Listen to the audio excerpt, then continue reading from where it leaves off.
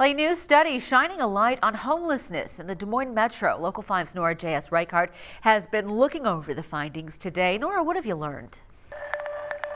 Stephanie, the unsheltered Des Moines study surveyed more than 150 Metro residents who are currently or have been homeless. And the researchers hope that their stories can help bring solutions to address homelessness as we know it.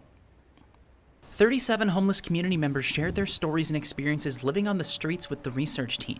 Researchers told me that these sorts of first-hand accounts are often missing from discussions about homelessness. We need to keep talking to folks who are unsheltered, who are living this life, who have firsthand experience and who know kind of what the holes in the system are. Using the info from these interviews, researchers found several consistent barriers for people trying to get shelter. One example, people already struggling to survive often didn't have the resources to research their options. The energy that takes often takes front seat to a person's daily life, as opposed to, trying to figure out how to utilize a system that has failed them over and over again. The study lays out several recommendations for ways that Polk County can help address homelessness, such as by utilizing warming centers as overflow shelters.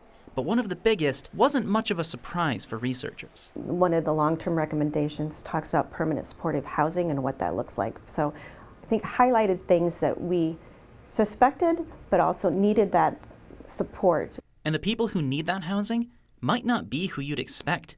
One woman who shared her story said that she and her boyfriend both worked multiple jobs and still struggled to find shelter. Everybody thinks we're homeless because we chose that. Sometimes that's not the issue. It just so happened that our money just wasn't there because of our job being so stupid.